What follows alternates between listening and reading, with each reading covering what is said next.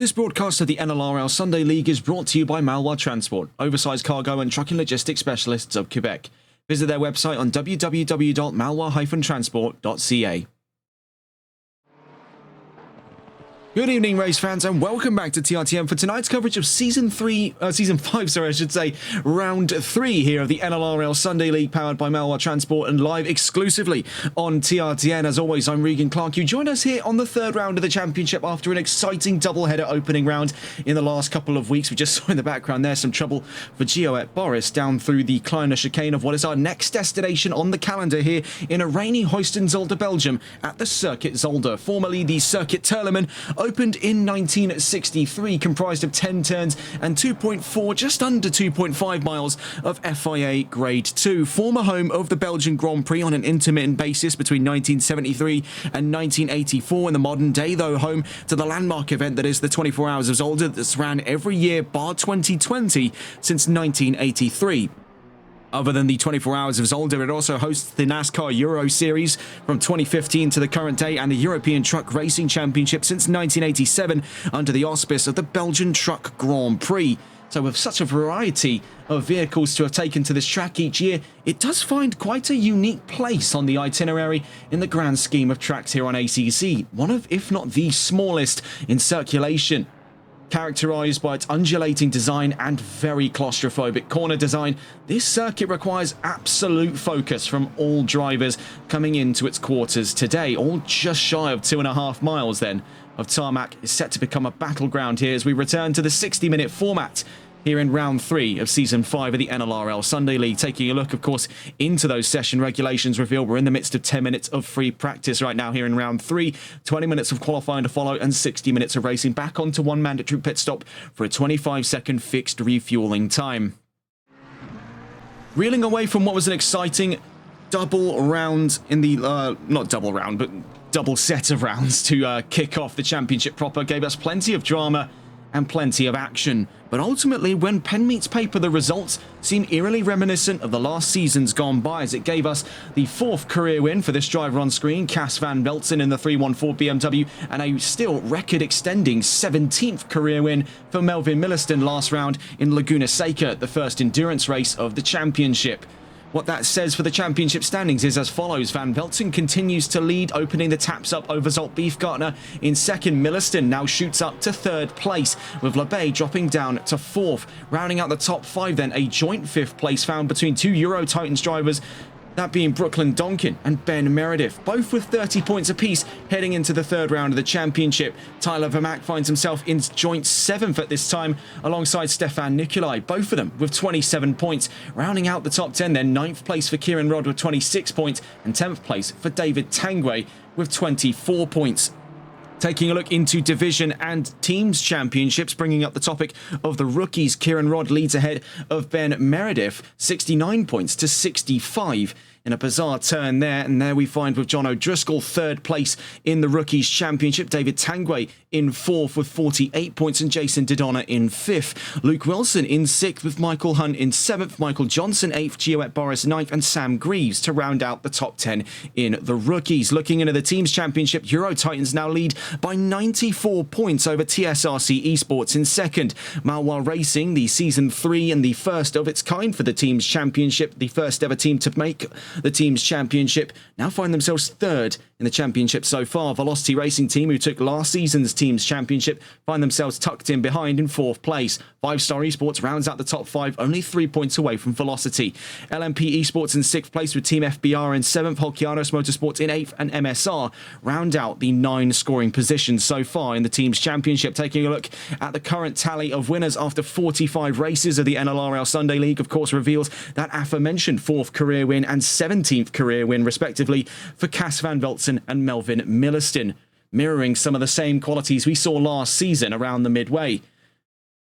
As it stands, having done some calculations on here, a little over of a quarter of all race wins so far in the history of the NLRL Sunday League was secured by Melvin Milliston. In fact, the statistic goes up to, I think, about 38.7% recurring or somewhere in that ballpark. Very, very staggering stuff indeed, the kind of career he's been able to have here. Looking at the success ballast, however, we do find ourselves in a different scope of things. Cass van Veltzen with 8 kilos on board, Melvin Milliston with 5, LeBay and Beefgartner both with 3, and Tyler Vermack with a single kilo on board.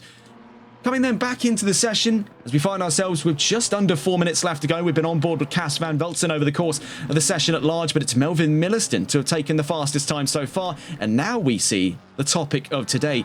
2 brand new drivers onto the grid, first of which we see here Fake Galaxy, otherwise known as Riyad Yasarevic. The Austrian talent joins the Sunday League grid after a routine number of appearances in other series on our radar, including the NLRL Console Endurance Series and VSR Phoenix Season 10, where he took 4 back-to-back race wins. The 55 then joins the grid, currently fastest among the fray, and alongside him a driver we're too familiar with at this time as well, that being Carlos Diesch. We saw him last time in the 6 hours of Monza driving the number 112 Aston Martin. Now he drives the number 545 for 5 Star Esports, the Ford Mustang, then making its debut on this grid. Looking further around, we see Alan Alexander, a driver who knows his stuff about wet weather racing, having an absolute blast here with Porsche 3rd fastest and currently part of 3 drivers to be within the 2nd of that fastest time, currently led then by Fake Galaxy, otherwise known as Riyad Yasarevic. Kieran Rodd currently finds themselves leading the rookies charge in free practice here. Before we get on to qualifying, however, let's quickly touch on the note here of balance of performance, and quite an extensive list it has grown to be. Aston Martin find themselves with significant losses of weight, 40 kilos off of the V12 Vantage and 14 off of the V8 Vantage. Between them then, Lexus losing 24 kilos off of the RCF. Bentley loses 10 kilos coming into this round of the championship, with Porsche losing 7, Nissan losing 5, and Ferrari losing 3. Lamborghini gains 3 kilos coming into round 3, with McLaren gaining 5, Mercedes gaining 12, BMW gaining 13, and Ford gaining 20. Rod across the line there a moment ago went to within 25 thousandths of a second, a quarter of a tenth of a second off of the leading time by Fake Galaxy, but retaking the mantle just before the end of free practice appears there to be Melvin Milliston, towing the line up for nearly 5 tenths of a second over the number 55, and has had so far a sensational start to a Sunday League career.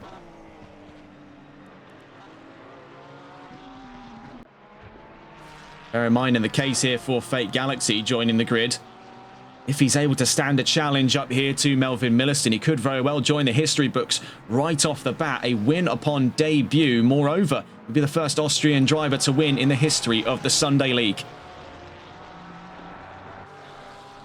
In terms of manufacturers still overdue a win, look no further than that of Nissan, currently comprising the 3rd row. Then Tyler Vermack on his way through Terlemenbocht and Jason Didonna on his way down through turn 10. Nissan yet to find themselves onto the manufacturers chart of winning groups here. Only 7 manufacturers over the last 45 races have ever seen victory here in the Sunday League, that being McLaren, BMW, Aston Martin, Lexus, Ford, Mercedes-AMG and Porsche. We saw 2 of those manufacturers emerge last season. We see, though, big trouble for Didonna as he recently went 4th, then down to 5th, spinning out on his way down through. I believe that was turn 2 for him there. Now going 4th fastest is that of Alan Alexander, tucked in behind his teammate, now leading the charge for... Actually, sorry, no, playing second fiddle for the rookies, because Fake Galaxy will find himself competing amongst the rookies' rankings when he falls into that category proper, coming into round 4.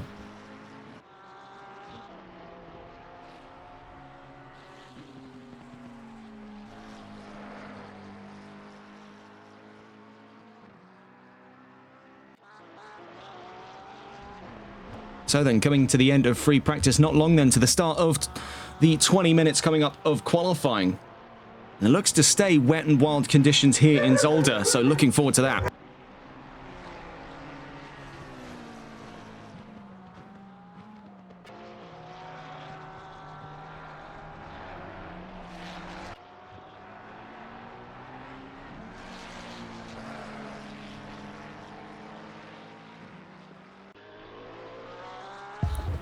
So then we see at the end of free practice, Cas van Velzen second fastest with Euro Titans and BMW now interceding the crowd of McLarens up over the front row.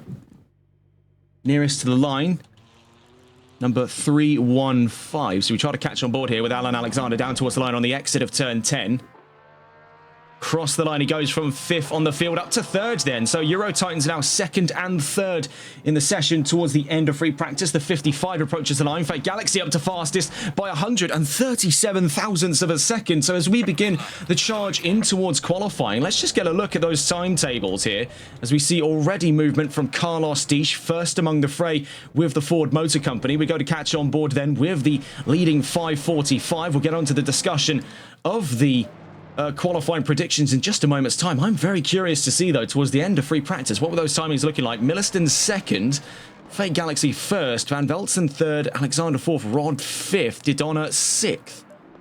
So taking a look then into the qualifying predictions here for round 3 of the championship. Ian Skeen predicted at pole position ahead of Kieran Rod in 2nd. Those two divided by 200ths of a second. The Mercedes and the Ford at the front of the field ahead of Milliston in 3rd. Kyle Jenkins predicted at 4th with Ben Cheeseman in 5th. Ben Hart 6th with Tyler Vermack 7th. Michael Hunt in 8th place ahead of Sergio Belden 9th, and Taylor Wolford predicted in the top 10. We must consider that weather has been incredibly changeable over the course of the last week on the run-up in towards round 3 of the championship. So it does leave things relatively open-ended, especially looking at the grid here, as it does very well seem to be the case that the grid has dried up a bit. That has promoted then a great opportunity for plenty of manufacturers who are struggling in the wet conditions to now come up through the fray to charge for better results here in qualifying. We stay on board with Carlos Diesch.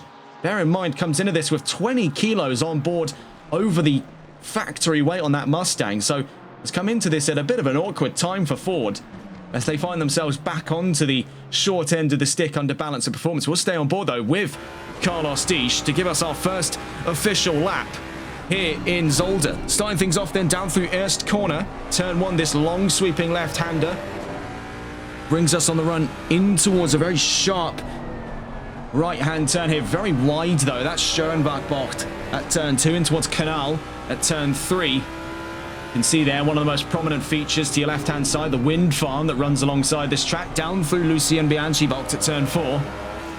That gives us the run down towards one of the tightest areas of the track. Do expect a lot of action on the run in towards the race today at this area, down at the Kleiner Chicane. A literal translation, the Little Chicane. And it is incredibly small there. You see, having to clip both curbs was Diesch. Now on the run round turn 6 at Butte Curve.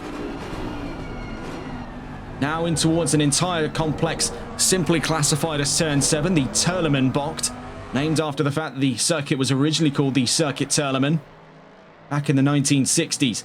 Now on the exit of the turn 7 complex, down towards one of the longest corner names in motorsports history, the Boulderberg-Harschfeld Bocht at turn 8. This open hairpin right brings us into a slight kink left here, down at Jochen Rindt Bocht, turn 9, in towards Jackie X Bocht on the way in towards turn 10.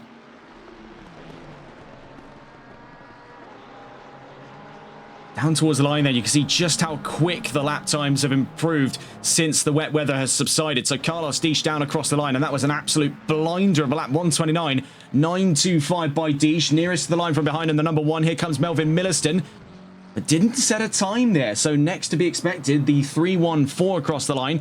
We see there now going up to fastest, Cas van Velzen by 243 thousandths of a second.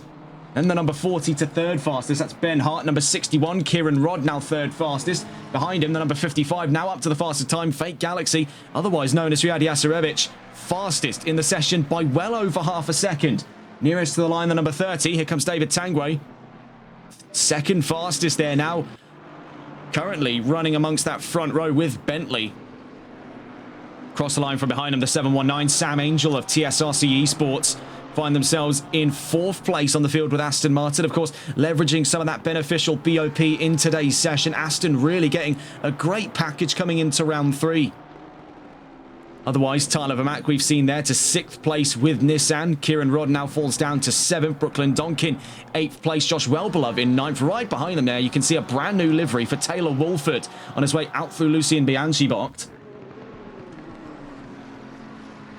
And so we were told there by, I believe this is Taylor Wolford in our Twitch chat, saying that this was the recent change in the livery was a change for a, and quote, great cause supporting those with cancer. So this is a charity livery we're seeing here from the number 6. Oh my goodness, there nearly some trouble between himself and Josh Wellbeloved down through the Turleman box. But what a nice thing to see though there for the number 6.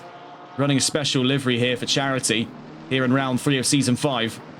Mistakenly called it earlier on at the start of the stream, season 3. No, those times have long since passed. We see more recently now Melvin Milliston, who was season 3's champion, makes second place in this qualifying session by 3 thousandths of a second. McLaren lock out the front row here just after the first 5 minutes of qualifying. Carlos Diesch makes third fastest, Van Velzen fourth, Alexander fifth, Vermaak up to 6th there ahead of Tanguay in 7th, Skeen 8th, Rod 9th, Angel 10th, Boris just across the line there in 11th for MSR team. Donkin down to the line from 12th. Do we see an improvement there for him? Across the line, sadly, doesn't appear to be the case. Dylan Herbert with New Wave Racing, 13th fastest. Josh Wellbeloved, 14th. Sam Greaves in 15th. We see down towards the line here. Here comes Ben Meredith in the 313, 16th at the moment. Across the line he goes. Is there an improvement to be found? Sadly, not this time around. Kyle Jenkins in 17th, Ben Hart 18th, JM Keto 19th, and Taylor Wolford in 20th. Of the remaining final times, then Sanchez, Hunt, and Cheeseman, 21st to 23rd. As it stands there, incredibly thin margins to be found between the leading McLarens, Fake Galaxy and Melvin Milliston.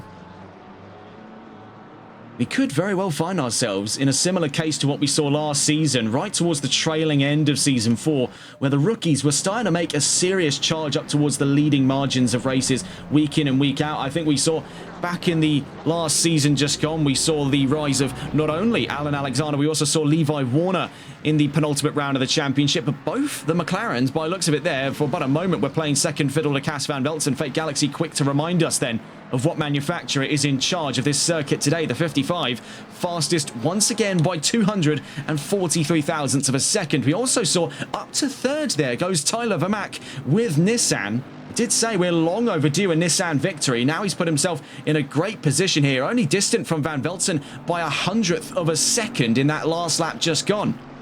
There are great chances here to be found for Vermaak on his return back into the Sunday League. Not one that we were expecting him to make after he said that Season 4 was liable to be his last. Now on his return to Season 5 with a brand new manufacturer. Here with Nissan. See for Van Velzen on his way out through through Boulderberg-Harshberg. This is Boulderberg-Harshberg. He was on the exit of Turleman Bocht down at turn 7. Through turn 8, he goes in towards turn 9. Up ahead of him, you can see is Melvin Milliston, having been recently forced down to 4th place. We'll see, though, what's the rebuttal from the number 1, reeling from his career 17th victory. Down across the line goes Milliston, then second fastest by 58 thousandths of a second. I spy, with my little eye, a very close fight coming up upon the front row. Heading in towards round 3 of the championship, of course, on to 60 minutes of racing after qualifying today. And things so far in the opening half have been razor thin between McLaren and BMW. But with that extra sprinkling there we've seen of Nissan and now more recently from Porsche, Alan Alexander, a driver who was looking forward to some wet weather racing today here in the 315, finds himself reluctantly without it in qualifying. That has not stopped him, however, from taking third fastest. Of course, one of his most prominent features last season was to be the first ever rookie to take an outright race win. Also brought Porsche to their first ever victory in the Sunday League, making them the 7th manufacturer to do so since the season's inception 46 races ago. Nearest to the line we see among several drivers the 313, Ben Meredith coming to the line from 14th on the field right now. Tucked in just under a 10th behind Josh Wellbeloved in 13th. Couldn't find any dice in that last lap in the 313. Coming up towards the halfway mark of the session, things are still razor thin. Most recent advances we've seen there up to 6th for Ian Skeen, a driver who was prophesized for pole position in the qualifying predictions today. Currently finds himself upon the 3rd row and set to line up alongside Tyler Vermaak for the race start. We've seen that Skeen is race-winning material in every respect. We saw it back in Season 2 with this time with Aston Martin taking a win in Bathurst in nighttime conditions. We see here with Mercedes AMG, things are looking very promising here for Season 5 for the number 696, one of several drivers to herald the charge for Euro Titans Endurance, who seem to be on a proper warpath for the team's championship here in Season 5. Of course, as mentioned before, leading that championship into this round by 94 points. It is a staggeringly large statistic from the Euro Titans team this time around. Across the line goes Skeen, fourth fastest. We saw recently David Tangwe in front of him, up to second fastest for Malwar Racing. The number 30 across the line then onto the front row, and ahead there of Melvin Milliston by just under 0.03 of a second.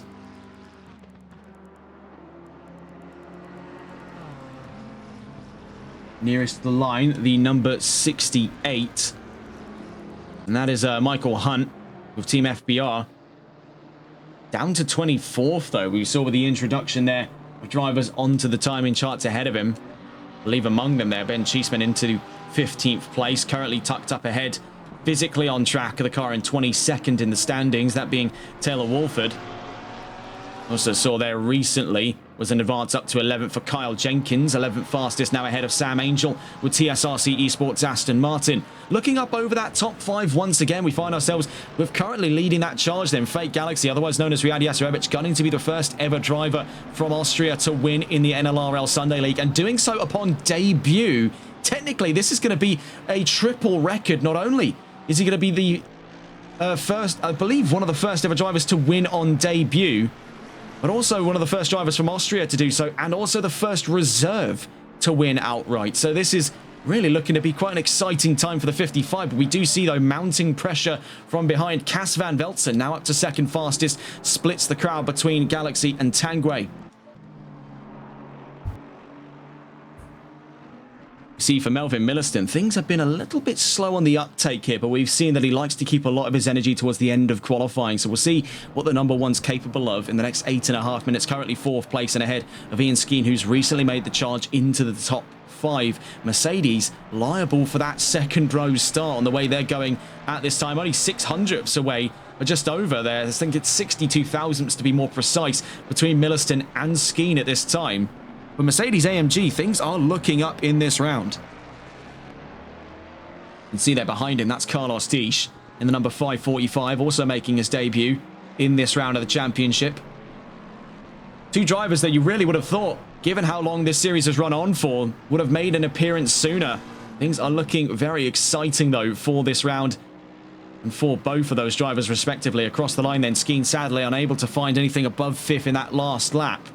As for the 545, stays in 10th. Carlos Disch currently off from Kieran Rod by just under 0.3 of a second. Wishful Winnings in chat asking how many cars are there in the session. Total 28 at this time. Here for round 3's qualifying. 7.5 minutes left to go then. Still leading that charge, Fake Galaxy.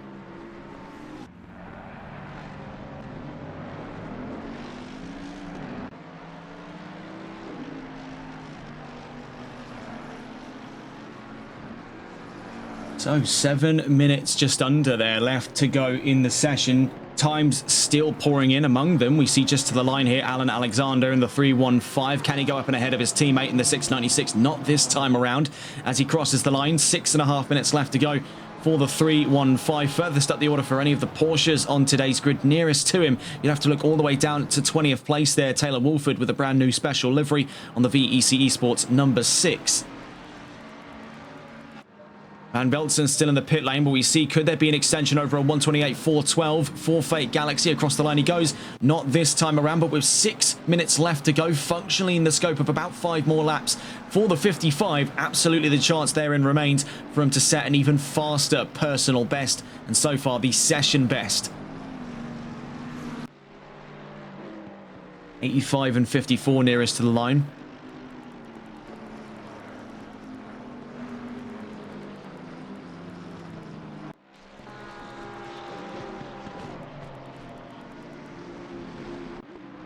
Number 24 across the line a moment ago. We saw for Jason Didonna up to 9th place, so back into the top 10. We saw things didn't quite go his way in Laguna Seca, turned around at the corkscrew last round.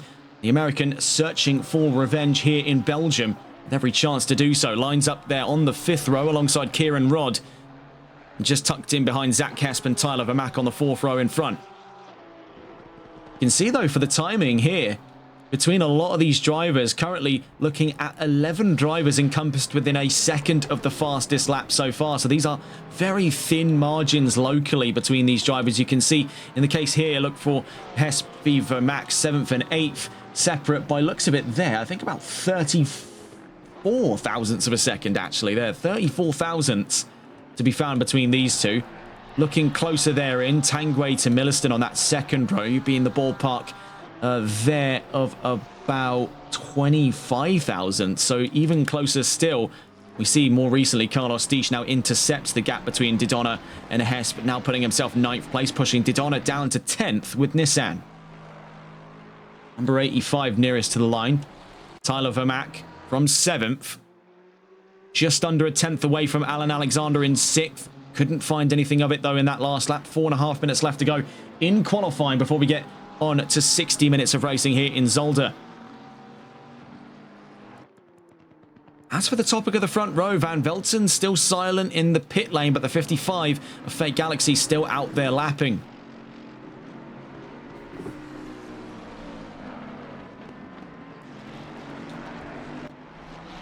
You see here with Carlos Disch on his way out through the Turleman box. In front of him, they're kicking up a considerable wad of dust in his eyes, being Zach Hesp in the number 70. You see, he's currently on for about half a second's worth of an improvement. On his way out through Boulderberg Harshveld box, a bit of a stab of oversteer on exit, has tipped that down to just over 3.5 tenths worth of an improvement as Hesp moves out of the way to let him through. In towards turn 10 we go. Disch looking at a sizable improvement here at the back of the top 10. Where does he find himself as he barrels down towards the line? It just drops to under 3 tenths of an improvement. Across the line he goes. Now up to the top 5. 128.752 in the last lap there by Carlos Disch. Now into the top 5. Displaces Skeen on the field. We do see there out through what that was turn 1. Some trouble for a few cars, and among them was the 67 of Gioet Boris with MSR. See, narrowly avoiding him there, Taylor Walford. Then one of the Holkianos Motorsports McLarens. That was, I believe at this time, that was JM Quito in the number 26. You see here for Milliston, a driver also on the charge for a front row start here, looking to re-secure that 1-2 for McLaren. Moreover, giving himself the best fighting chance against Cas van Velzen here in this championship. Not the first time he has gone head-to-head with the Dutchman for the lead of the championship. Across the line he goes, though, ahead of Fake Galaxy by 232 thousandths of a second. It's more than definitely kicked open the gates on that fastest time. We did think that it was going to come down to hundredths, if not thousandths of a second.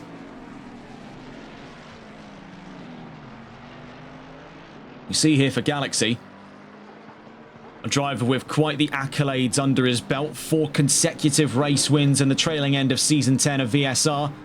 Was an absolute juggernaut in the trailing end of that series, with every chance that he could go on to lead Season 11 later on next month when that kicks off in the middle of March. Down to the line goes Galaxy. Can he retake the mantle of the fastest time? He does make an improvement for it there, brings it to within 2 tenths of a second, but bear in mind, crawling onto his last flurry of laps here. If he's lucky, might have 1, maybe 2 left on the charts, but with traffic up in front, things could get dicey for him in the 55. This has been quite the nail-biting session here. Galaxy on debut to the Sunday League. Bear in mind, a driver that, while falling into the rookies category, is anything but a rookie himself. There we do see, though, that is rain creeping into the track in a bizarre first. The first time I think we've ever seen a dry qualifying session devolve to rain. That effectively puts the rest of the times here in this session, bar a few maybe, left on ice, as now that secures effectively the scope of the entire top 5. What that leaves for us then is the reassurance we are about to see wet racing to follow, as the session will time skip forward a little bit further into the weather cycle. That does leave us with an incredibly high chance for wet racing into race time in a moment. We see here among the drivers in that top 5, Tyler Vermack, aware of the fact that the conditions are not getting any better for him in this session, brings it back to the pit lane contempt with a second row start, looks to tuck in behind Cas van Velzen. As for Fate Galaxy, fighting this one all the way to the bitter end as the margins extend back up to 280 thousandths of a second on his last available flurry here before he's liable to see any improvements fizzle away. And there we see tucking back into the pit lanes. That brings a bit of an early stop on this session with weather creeping in at a fast rate of knots.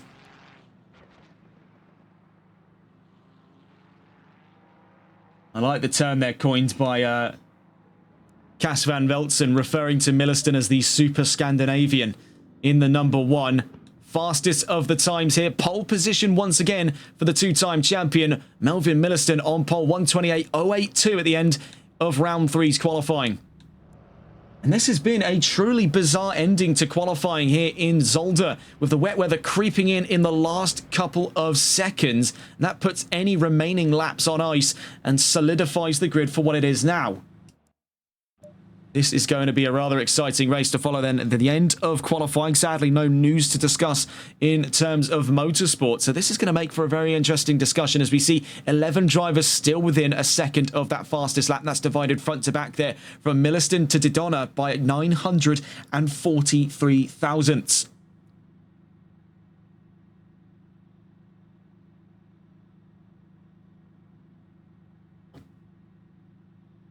This is going to be fantastic news for Alan Alexander, and for that matter as well for Kieran Rodd.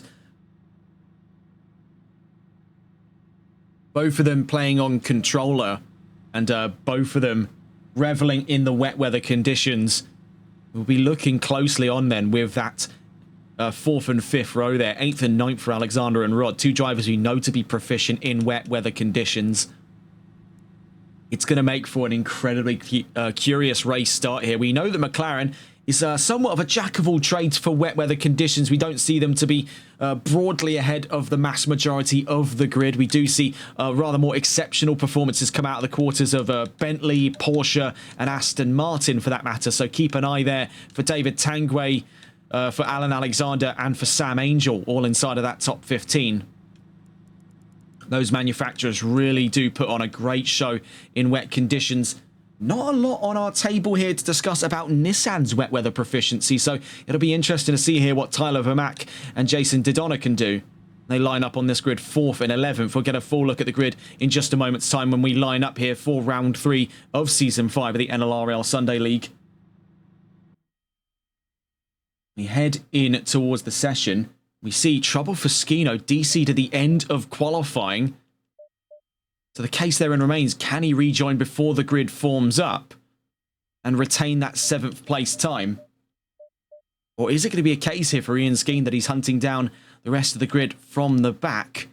This could make an interesting scope of things here. And Mercedes is a manufacturer that I think that does go under the radar a little bit because we don't often get to see them throughout a full championship anymore. They've kind of gone the way of the dinosaur in most grids here on ACC. So as we've seen the gap left behind, Skino will be joining back into the field from the back with Mercedes AMG. So this is going to make for an interesting race at hand. Pouring wet conditions here in Zolder with 3 minutes then before the formation lap. It is a McLaren front row lockout. Melvin Milliston on pole position alongside Fate Galaxy for his first ever race in the NLRL Sunday League. Cas van Velzen in 3rd place alongside Tyler Vermack in 4th. David Tanguay in 5th and Carlos Deesh makes the 3rd row in 6th place. Alan Alexander in 7th. Kieran Rodd in 8th, Zach Hesp in 9th with Jason Didona rounding out the top 10. Sam Angel in 11th with Ben Cheeseman in 12th, Brooklyn Donkin in 13th, Kyle Jenkins in 14th, Ben Meredith 15th and Sam Greaves in 16th place. We see here Josh Wellbeloved in 17th, Michael Harris in 18th, Dylan Herbert 19th, and rounding out that 10th row,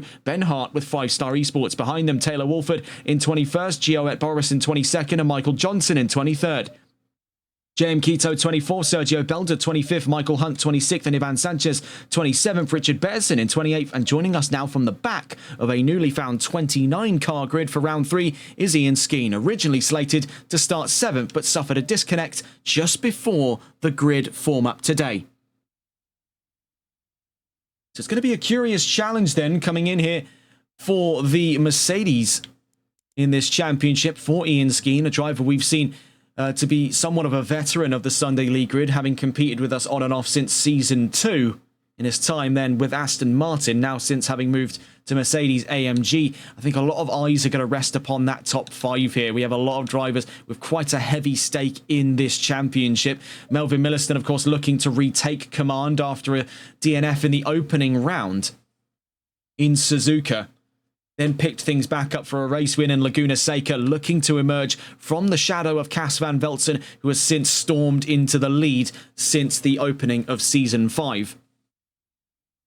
As for the drivers that surround them, Fake Galaxy, of course, fresh into the championship here. His first ever race in the Sunday League, competes from the reserve category, will later compete down the line in the rookies category. The number 55, of course, we've seen to be quite the veteran in other walks of GT3 racing, but here in the Sunday League will have to compete on the same stage as the rest of the rookies. His first ever season here denotes him to that category. It's going to be interesting to see what he can do. A driver we know what he's like on the track. We've seen the kind of racing prowess he brings to the table, so this is going to make for a proper clash of the worlds here for the number 55. Also worth noting as well, the 545 Carlos Diescher driver we've seen compete across the board with 5-star over on series like the XCL Pro Series and the Console Endurance Series here on NLRL. It's curious to see what he'll be able to do today away from Aston Martin and on with Ford. Well, we'll catch on board with Melvin Milliston, about to take us away on the formation lap here in round 3 of the championship. Pouring wet conditions then, back into the swing of things in the wet weather.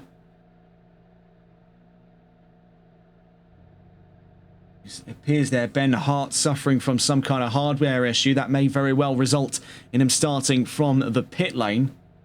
Whether or not his wheel might have disconnected, as we know that has been an issue for a few drivers. We do see a serious wad of drivers there starting in the pit lane. Among them, Ben Cheeseman and Kyle Jenkins, Ben Hart and Taylor Wolford, all set to start from the pit lane.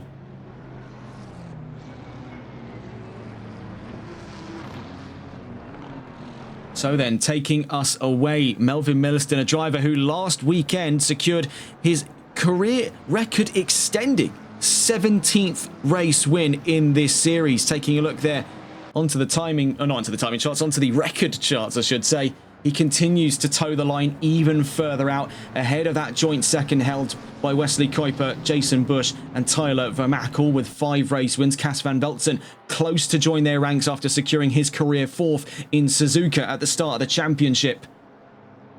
And taking a look, of course, into those previous race wins, it has just been a story of 2 here. 2 drivers who have shared the front of the field for the last 2 seasons now find themselves once again looking to make it 3 on the trot. On board then with the McLaren. Struggle as he may, he won't be able to find much in the way of tyre heat to build up on these straightaway sections. In towards the Kleiner chicane, an area that will see absolute warfare on the run through that first lap. Turn 1 is easy to fear. It is this area that you've got to watch out for on those opening laps. We've seen things get incredibly sour here in Zolder.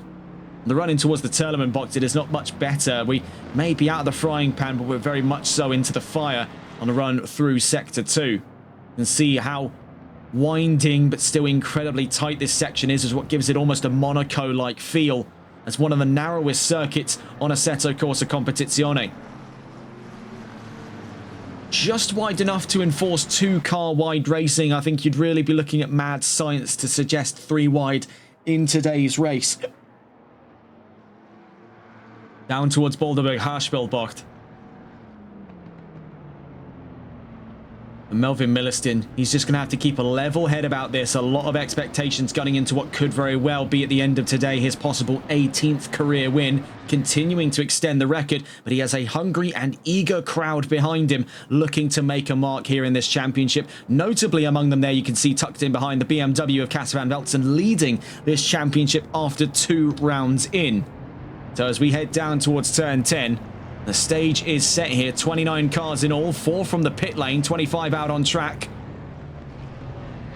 Heading down towards the line, 60 minutes of racing to follow here. Season 5, round 3 of the NLRL Sunday League about to get underway here in pouring wet conditions here in Belgium. Down towards the line we go then. Without further ado, 60 minutes against the clock, all McLaren front row here in Zolder, and we are green and racing here in Belgium. A great start then from the leading pair, an even better start from the second row as we go barreling down towards turn one. You can barely see the grid. Down through turn one we go. Milliston already up on the charge. Fake Galaxy drops position off to Cas van Veltzen. Now up through Steurenbach at turn two, takes up the helm of second. You can see there already incidents down the order. The number 45 and 34 caught up. You can see even further down the line, major calamity erupting. Among them was David Tanguay's number 30 caught out on the race start. Get a look here on the instant replays as we go to check in with that incident. You can really see where that started to erupt. In the background there, you can see was trouble. I believe it was between Dish and Tanguay. At this time, the 545 and the 30 were caught up in that incident. We see on the run down through the Kleiner chicane, somehow less of a calamity down through that area of the track. We see here with Brooklyn Donkin, Ian Skeen already having caught him up down towards Terlemenbocht for the first time here. Skeen already up into the charge of 12th place as Donkin drops in behind Josh Welbelov. You can see that visibility at an all-time low here in Belgium. Just looking on board with Brooklyn Donkin, you can, I was about to say you can see, you can't really see up in front of him there, the 54 of Welbelov, let alone be able to see the cars tucked in behind him. Among them, Ben Meredith, we see up on the inside there of JM Quito down at Bolderberg-Harspelbot. He has to tuck back in behind as we head through Jochen Rindt in towards Jackie X at turn 10. Once again, looking up the inside, we'll just take a look over the rear quarter of Brooklyn Donkin again to get the second part of this battle. Quito versus Meredith on the run round turn 10. By the looks of it there, it looks like Ben Meredith has got the charge up over JM Quito. Will be to the inside on the run through to turn 1. So taking a look at the scope of things here as things have massively opened up on that race start. Just quickly getting a look in here with Ben Meredith in the aftermath of his fight alongside JM Quito up in front. Looks like trouble there for, by looks of it, that is Sam Greaves. So 14th place potentially up for grab as Ben Meredith navigates the mist here onto the official first flying lap. What a chaotic start to this race. We see here Alan Alexander pressured from behind. Zach Hesp absolutely blindsides him there through the Kleiner chicane. Gets up ahead of Kieran Rodd. That was a bit kamikaze from the number 70. Rodd back out in front. Hesp drops back in behind over the nose of Jason Didona. Now 9th place in this race with Nissan. Behind him, rounding out the back of the top 10, Sam Angel. So getting a look back in on board with the top 3 here, we see Tyler Vermaak onto the podium, Cas van Veltzen second, but having completely vanished from the front of the field is Melvin Milliston. Meanwhile, we see here, Fake Galaxy has sizable chances out through turn 9 after that poor exit of turn 8 for a move over Vermaak, and following on his trails there, we see his Carlos Dish. A three-way split, super close at hand there between the 545 and the 85 on the exit of turn 10. Squeezed to the left-hand side of the track. Very little room there for Vermaak to play with on the run down towards Erst. Dare I say it, we're in the scope of potentially 3 wide. This is absolute madness here in Zolder, as tucking in behind the number 545 is that of Alan Alexander. The 545 still side by side with Tyler Vermaak. Dish and Vermaak all out in this battle of 4th place. Meanwhile, Fake Galaxy continues to open the taps on the back of the podium. Number 114 losing out place to the number 68 just a moment ago. The 545 now up and ahead of the 85. Behind them, the 315. And behind him, the number 61. Absolute bedlam here in Zolder. Make no mistake of it. Getting a look here briefly on board with the leading McLaren. You can see the distance that he's carved out now over Van Veltzen in second. 2.4 seconds between the leading pair at this time. Trying to get a look on board with one of the Fords in that battle from earlier. We go to get on board with Kieran Rodd in the number 61. He's got a clear line of sight of the madness up in front of him as we enter Terlemenbocht. Up at the forefront of it there, the 545 and the 85, but then quickly obscured by the rooster tailing emitted from the 315 of Alan Alexander. Bear in mind, not too far behind, the 61 obscured in the mist. That is the number 70, Zach Hesp. Those wondering, the track stays somehow wet. So you see up on the inside there, Ben Meredith on Brooklyn Donkin. Down through Bolderberg-Harspelbot.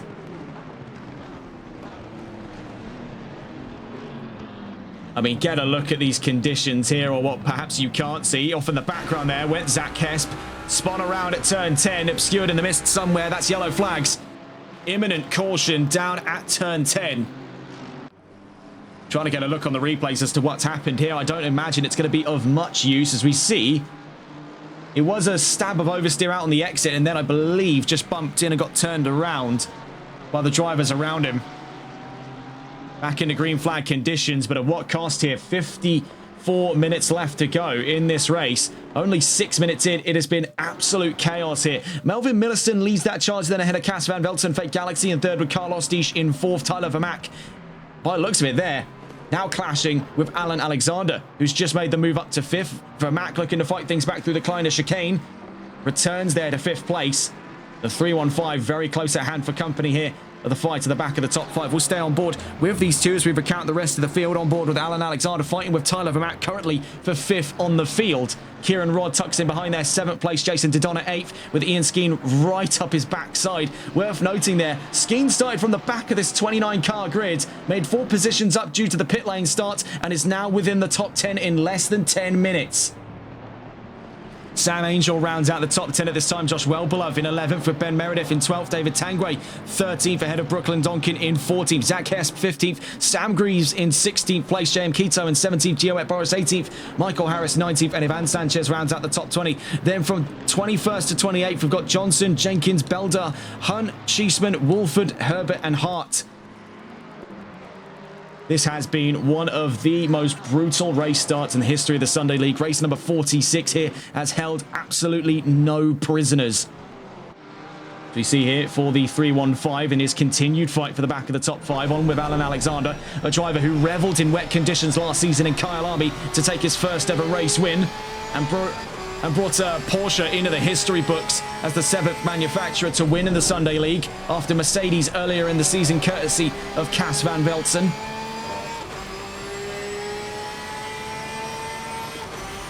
Right now clashing with Nissan for the last of those top 5 positions. We see under the brakes is where he's able to reel in Vermaak, but he has to tread carefully through the Kleiner chicane.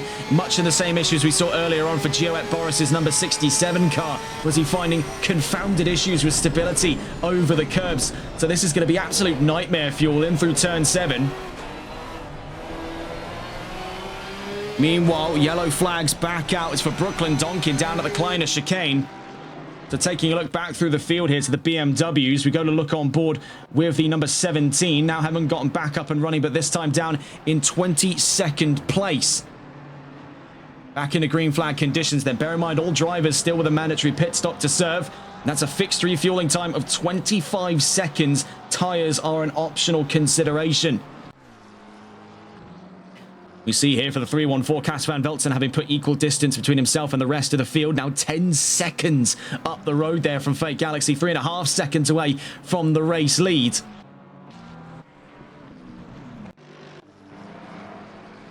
having a look around the field once again to eye up some of the nearby fights. I think we do have quite a few to consider, so we're going to go to the larger displays to try and get through absolutely all of them. We still see that ongoing 5th place fight, Alexander v Vermaak, but it's worth noting into the fray enters Kieran Rodd. Not long from their position, we see more recently up to 8th place goes Ian Skeen, now up and ahead of Jason Dodonna down to 9th place. Yellow flags back out for the 68 on the exit of the Turleman box. So for number 68,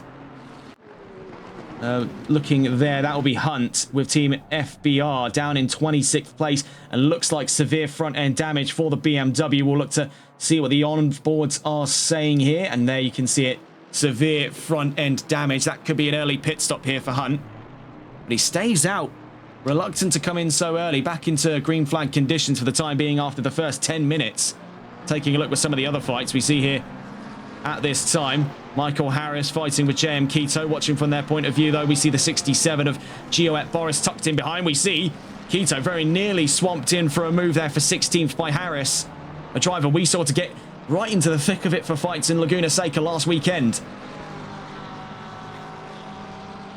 Out through turn 7, in towards Boulderberg, Harshbeld he is definitely looking for the move up the inside. The 34 is going for it by looks of it. On the inside of the 26, forcing him out wide. The camera's reluctant to follow, but is it a move in for Michael Harris upon the exit of turn 8, out through turn 9? By looks of it there, yes it is. Great move then by the 34, took the initiative to leap up the inside. We see for the 67 was trying his chances, but no luck to be found there for Gioet Boris. He'll have to wait for Ernst Corner before he gets his next opportunity.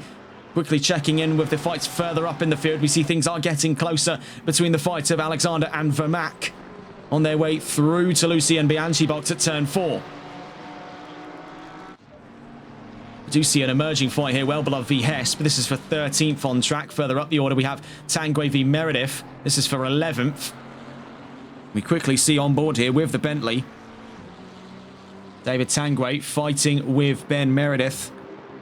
Currently in the scope of 11th place down towards the Kleiner chicane. You can see the dramatic size difference between the Ferrari and the Bentley. And this is for once actually not playing particularly well into the hands here of the number 30. Its immense size means it's got limited opportunities to attack. The Ferrari has got the easier job here because it's the Bentley that's got to watch its weight on its way through the corners.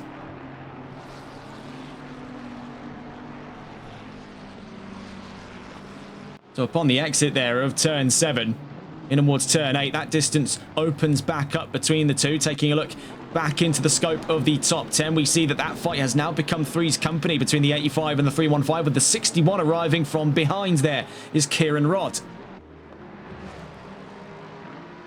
Meanwhile, just observing a gap here. This is between Carlos Dish and Fate Galaxy, a pair of drivers whom of which have shared a car before with their time with the 5-star esports team, namely the 112 Aston Martin in last round's 6 hours of Monza.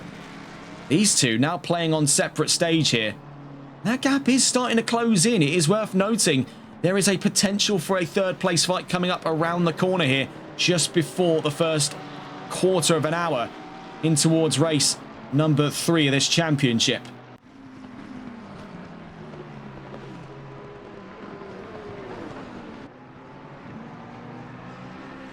You see for Vermaak, followed in close unison there by 2 Euro Titans drivers, that being Alexander and Rod.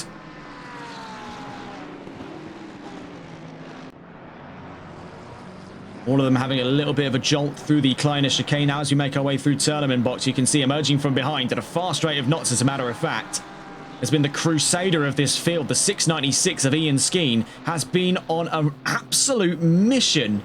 So you see going up the inside then, contact between Vermaak and Alexander.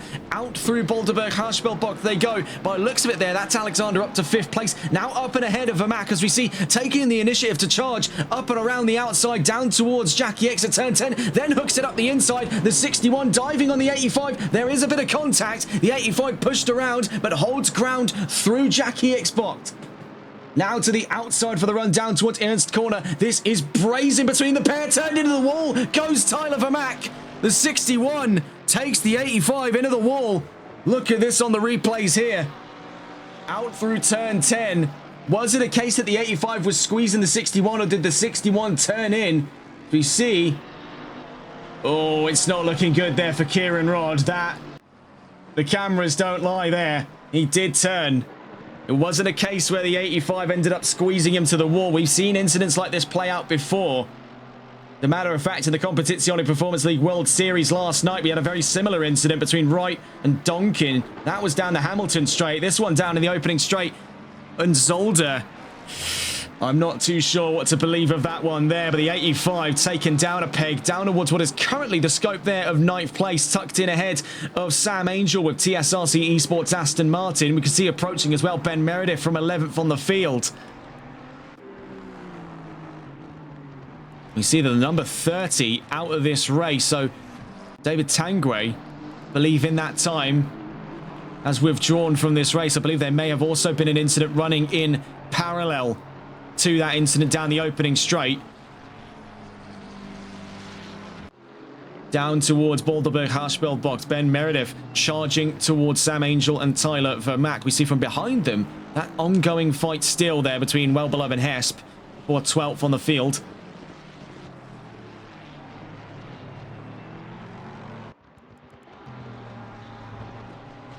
You see here, this is with Josh Wellbeloved of Nexus GT, number 54, down through to turn 10, closely pursued by the number 70 of Hesp.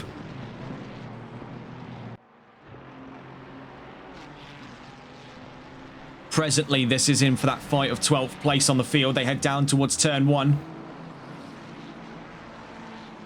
Running out wide at Ernst corner, though. This could invite in the 70. He goes up and around the outside in towards turn 2. Holds onto it back onto the racing line. Zach Hesp up to 12th place. What's the fight back chances here by Josh Welbelove? Now out through turn 3 we go at Canal. In towards Lucien Bianchi-Bocht. Heading down through past Sector 1 in towards Sector 2. Kleiner chicane coming up at a fast rate of knots.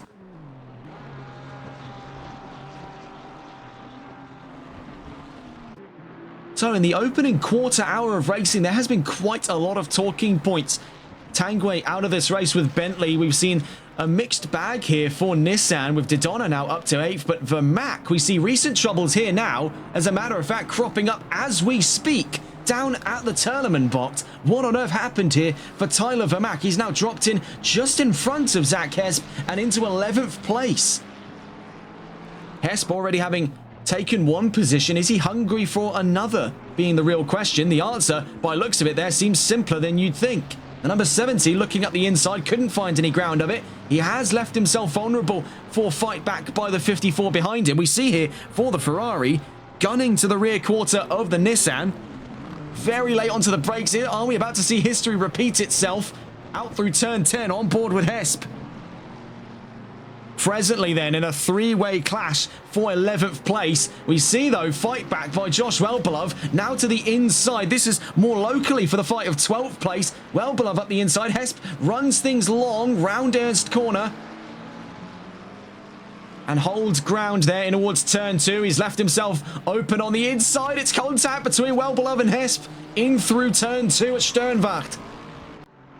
What on earth is happening here in Zolder? So many incidents, such little time. Taking a look then on the replays then for the incident down at turn 2. And this was it. Contact there by Welbelove. That tipped the nose of his car around. It pushed the 70 out wide, I believe. Maybe not directly related to that incident, but is that rear aero damage for Zach Hesp as well? Very bizarre stuff then. Hesp currently holds on to 12th place on a path paved in the blood of his enemies. Meanwhile, we see for Ian Skeen now up and ahead of Kieran Rodd to 6th place on the field. I've never seen the likes here from Skeen before. This is absolutely brutal from the 696. That Mercedes has been a missile from the race word go.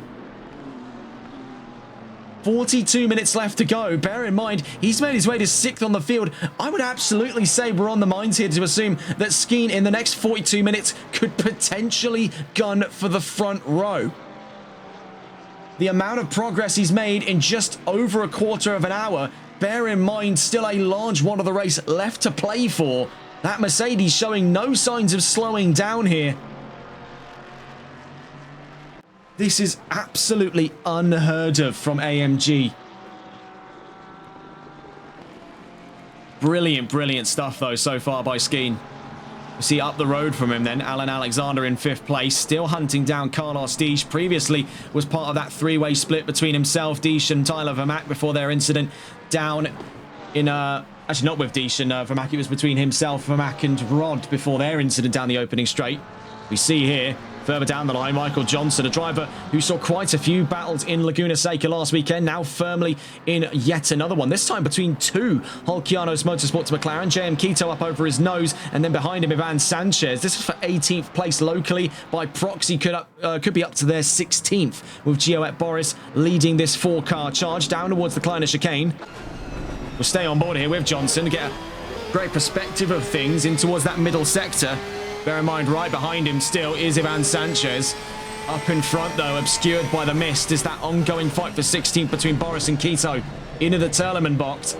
Forced to cut part of turn 7. He's got to be careful about that one. He keeps doing that. He will find himself under inquiry by the stewards. We see up in front, running out wide, goes the number 26, rejoins the track just safely there, but has lost a lot of ground, so going up and around the outside here, goes the 663. The question there remains, can he hold ground around the outside as we rejoin with the cameras there? The answer being no, but he's still got ground to keep on his run up out of turn 9. Can he go for the move up the inside at turn 10? No, not by the looks of it here. In towards Jackie Ickx. The 26 still holds up in front of him. Super close to be had here between Johnson and Quito. Down towards Ernst corner. He's got a very clear view now of the McLaren, not obscured by the mist generated going up the inside through Ernst corner. Does he have the mantle to keep it here? Has he got the momentum? Close enough as it stands there later on to the brakes in towards turn 2, but the McLaren's got the better lines. We see here on the third-person cameras, it's contact, and he drifted across towards the nose there of the 26. That invites in the number 91. But no, that looked to have been a little too clear as day there. He's gone up over the nose, playing too hard to defend in that 663, and nonetheless still holds on to 17th, but that could be a very easy steward's inquiry down the road for him. Meanwhile, we see here for Tyler Vermaak still yet to have shaken Zach Hesp. Now joining the fray on this fight is Michael Harris in the number 34 Lexus. You do see an ongoing fight at this time, the 696 versus the 61. Ian Skeen versus Kieran Rodd. We'll stay on board with the AMG in his continued conquest of today's field. It has been a remarkable drive here by the Season 2 race winner with Aston Martin. Now with his time with Mercedes, this is completely unparalleled to what we last saw of him. Meanwhile, the number 67, Gioet Boris, brings out the yellow flags down out of Boulderberg Harshbelt. It looks like trouble there for the 67. We go to catch on board with him.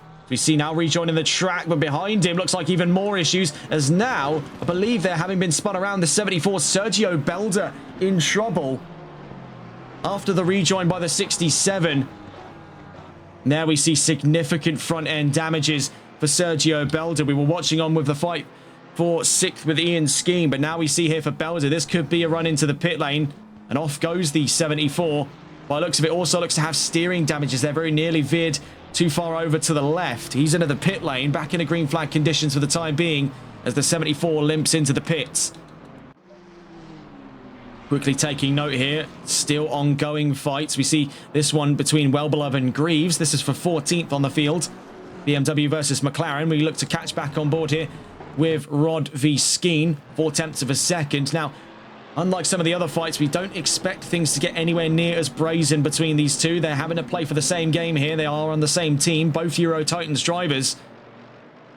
So is it tacticianry that steps into the way of them having a great fight here in Zolder? We'll have to catch up with that a little later on, as we have seen here a newfound fight, Fate Galaxy versus Cas Van Velzen. We'll go and catch on board with these two, on board with the defending point of view with Van Velzen on his way down through Canal Bocht in towards Lucien Bianchi, on board with the BMW, leading this charge for second place's fight.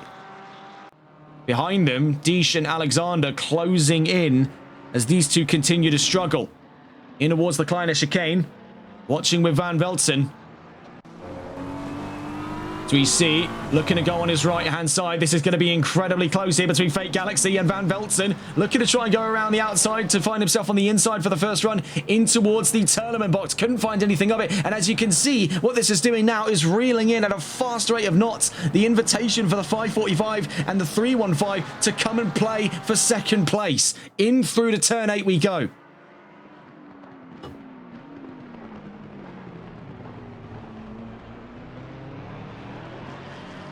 Noticing there from the McLaren, better exit on the sharper corners. That's what's giving him the run down towards turn 10 here to challenge up and around the outside. Now, if he can hold it, he'll find himself with a much better line to play for down towards turn 1. You can see exactly what we're speaking of there, as he's got a much more competitive line upon the exit of turn 10. That's going to give him the run he needs to try and run this around the outside at Ernst corner. He's on the dry line here. Van Velzen having to deviate just ever so slightly, holds his ground in through turn 1. Now on the run towards turn 2. What is the going game here for the 314? Holds it on the inside here. The number 55 still trying to find a route around the outside. All of this pushing and shoving has made this from what was a 1v1 for second place, now 4's company. It's an armada for second place out through turn 4. Racing having picked up massively towards the halfway mark here in round 3 of season 5, as we find wet and wild conditions to be the perfect recipe for a great fight here in Belgium. Now looking to do it the second time around, the 55. Looking to go around the outside and put himself up on the inside at Terlemenbot. Again fails to the 314. And you can see it's become a 4-car train in the tightest section of the track. Question therein remains as we just see 8 temps form up between Galaxy and Deesh. Could we be seeing this split off into 2 smaller fights? One between Deesh and Alexander, the other between Van Velzen and Galaxy on our way through Boulderberg-Haspelbot. We're about to find out. Out through turn 9, heading up towards turn 10. The McLaren really biting at the heels now. That 314 looks up the inside. It could get dicey between the pair. As we lose grasp of English. Out through turn 10 we go. We see on the opening straight, the McLaren tucked under the rear wing. They're very close to the rear bumper of Cas Van Velzen's BMW. Behind them, you can see emerging in the mist the Ford and the Porsche of Deesh and Alexander. Those two going 2 abreast, as we do see a little bit of a bump there from the 55. Very nearly an incident to be found between those two. This is absolutely spectacular stuff here in Zolder. Out through Lucien Bianchi-Bot. Cas Van Velzen still with the world's weight on his shoulders to defend second place here. He knows he needs every point he can get, with Milliston 17.5 seconds up the road in the lead of this race. He is fending off second place like the championship depends upon it. Knowing that the number 1 is reeling him in the championship standings from where he's looking at the moment, he needs to make sure not a single driver can stand in his way now. Out through turn 7.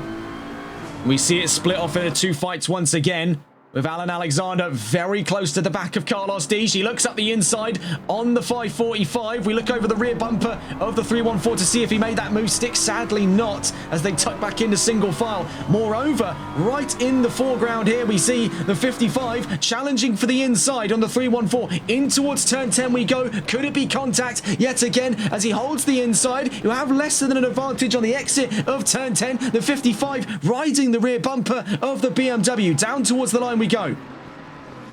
This is absolutely unheard of here in the Sunday League for a fight to go on for this long, this close, and this intense. Through turn 1 we go. Into turn 2. Any which way you think it can go, it will go, as we see there an exchange briefly up into 4th place with the 315. Now falls in back behind Carlos Deesh in the 545. And this is absolutely fantastic. 2 teams there, 5-star and Euro Titans, go head-to-head on 2 different fronts. 2nd, 3rd, 4th and 5th.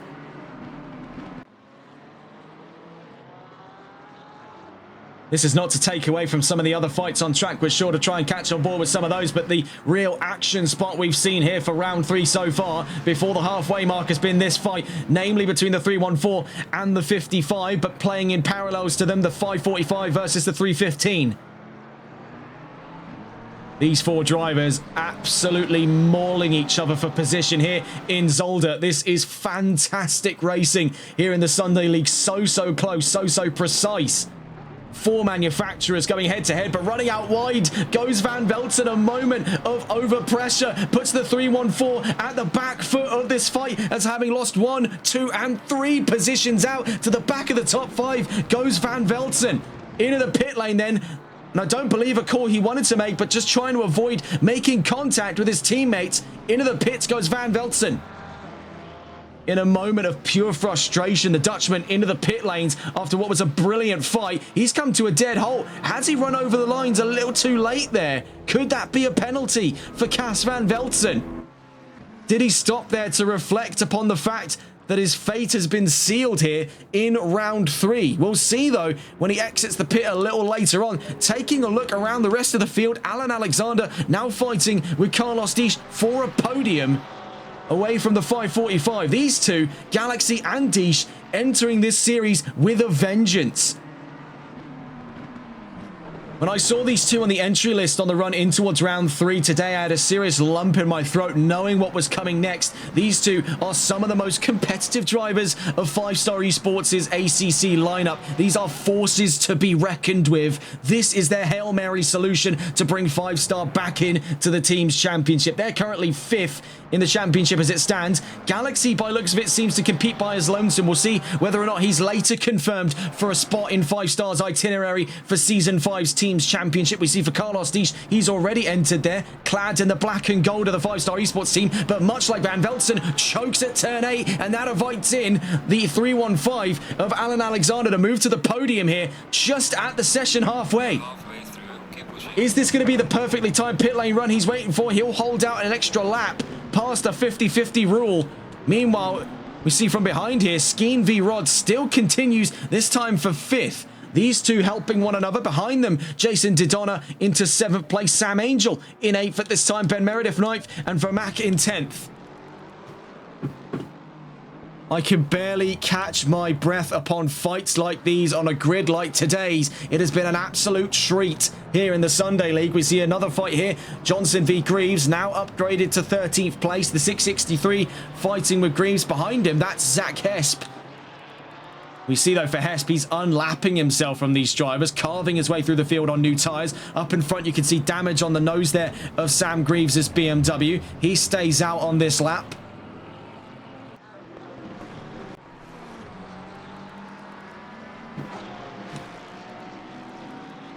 It's worth pointing out, just bringing our attention to this one here, very close fighting between Ben Meredith and Sam Angel. Of course, we saw Angel last season in the Rookies Championship. His first ever season was fought with Lexus. Now we see his move over towards Aston Martin, and he's fending off here and advanced by Ben Meredith. Currently then for 8th place. We'll catch with the onboards with these two here, taking a look around the field. We see exiting the pits, but coming back round in is Van Velzen, though, despite no penalty. What on earth's gone on there? Going to catch on board with Sam Angel and the 719 Aston Martin. Do give us a moment as we look to locate the 719. We see here with Angel in the pit lanes then at this time, the 314 and the leading number 1. So Melvin Milliston into the pits at this time. We're watching with Sam Angel fighting with Ben Meredith. Aston Martin against Ferrari upon the exit of turn 9. And as we heard there from Van Velzen, he was accidentally put onto dry tyres. The pit crew failing him in today's race as they stuck him on dry compounds over his last pit stop. Well, I imagine there's going to be serious words between Van Velzen and his pit crew later on today, not many of which I'm of liberty to divulge over stream, but it is not going to be pleasant to be the pit crew of that number 314. In towards turn 2 and 3 here. Out through Sternwachten into Canal, still close at hand as it's now upgraded to a fight of 6th place under strategy between Angel and Meredith at this time. The Aston Martin has fought valiantly in wet conditions here. TSRC again picking up a solid tow of points. They find themselves 2nd in the team's championship at this time. They've had a very good run of things in the opening 2 rounds of the championship, with every chance for them to continue to fight later down the line towards the season halfway. Next round coming up will be the first double sprint of the season, and we're thoroughly looking forward to seeing how that unfolds in the land down under as we head to New South Wales, Australia next Sunday for round 4 in Bathurst.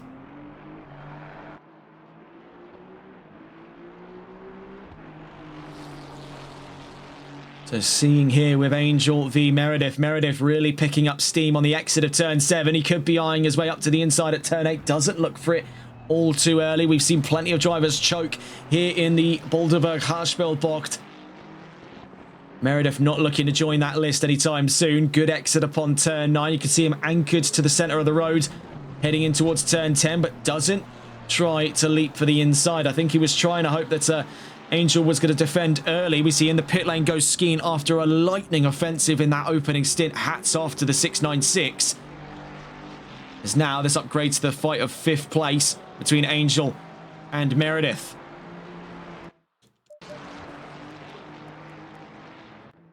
We see for the number 67 a stop-go 30-second penalty. So Gioet Boris dished with the first of our penalties today in the pit lanes.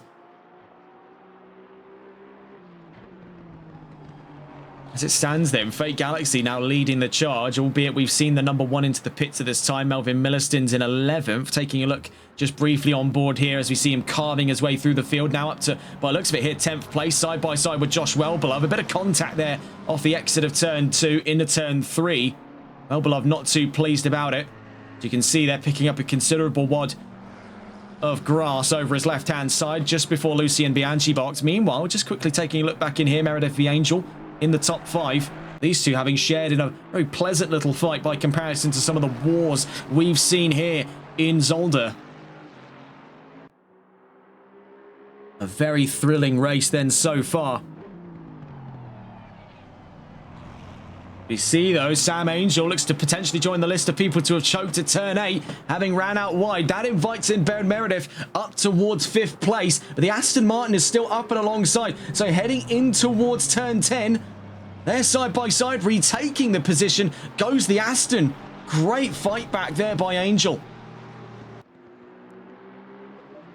You got to hand it to these two here. They're playing this hard but fair. This has made for a thrilling fight here inside of that top 5. We'll see where they fall into when both of them come into the pits a little later on. 24.5 minutes left to go. Latest into the pits we see here, Tyler Vermack and Gioet Boris. Here comes the number 85, a series of highs and lows here in Zolder in wet conditions for the Nissan. He's back in. Question is, though, where does he emerge on this field against his fellow Nissan, Jason Didona, who's looking to make a sizable leap up through the order when the rest of the field comes into the pits. Up in front of him there, you can see a variety of traffic. We do see, though, most recent incident there. That's the 114. That is Ben Cheeseman with Lamborghini. Had troubles down at turn 10's start. Just upon its exit, now rejoins to the field. 23 minutes left to go. Looking quickly back on board here with the still ongoing fight of Angel v Meredith.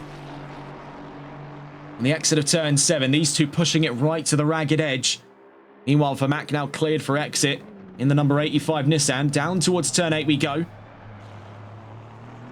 Making up for the mistakes of the last lap there. Sam Angel makes no mistakes through turn 8. Number 67 now has its stop-go penalty cleared. Yeah, number 85 now emerges out on track behind Ian Skeen. The question is, does he emerge behind the 24? Yes, being the question. Jason Didona now the leading Nissan of 2 in this race. Neither Meredith or Angel having yet considered options for the pit lane. Latest in at this time, the number 74, Sergio Belda.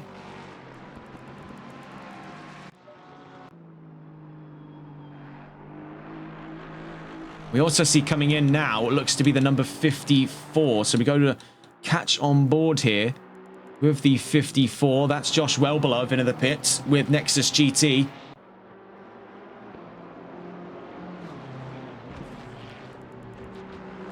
So getting back on board with the still ongoing fight then of Angel v Meredith. We got to try and see from the attacking point of view.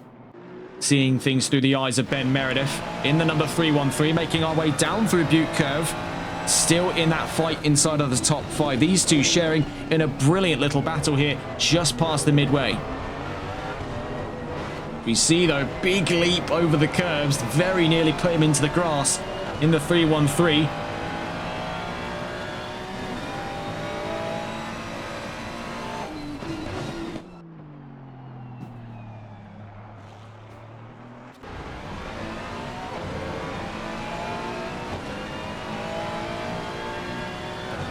Meanwhile, Alan Alexander now into the pit lanes in the 315.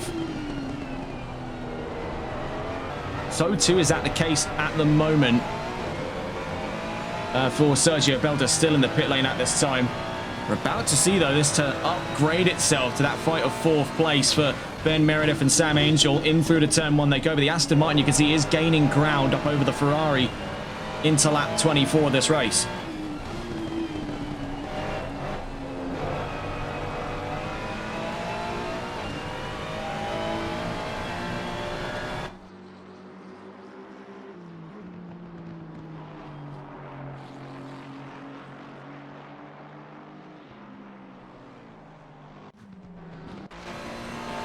As their fight starts to dissipate here with just shy of 21 minutes left to go in round 3 of Season 5.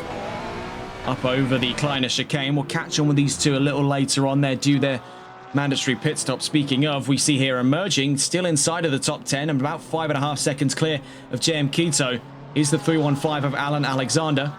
Emerges behind Sam Greaves, the number 96.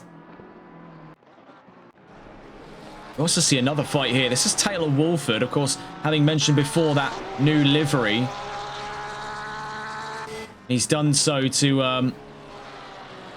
just having a look back through it here. This is a charity livery that he's brought in for this round of the championship to raise awareness. Just double checking what it is that he wrote here. It was for a great cause, supporting those with cancer. Up in front, though, looks like trouble for JM Quito. Bit of a stab out through turn 5, and that could very well bring him into the scope of things in this current ongoing fight for 11th between Jenkins and Wolford. In towards turn 7 we go.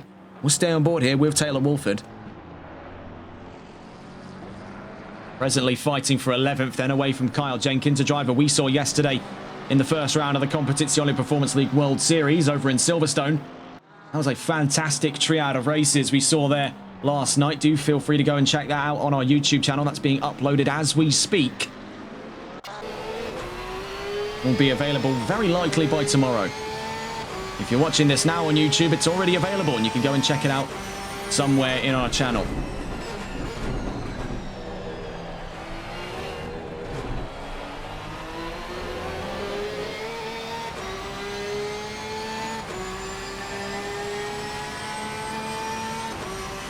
What a sound that is from the Porsche. Still never fails to get me there. That sound is just absolutely brutal. Easily one of the greatest engine notes in GT racing.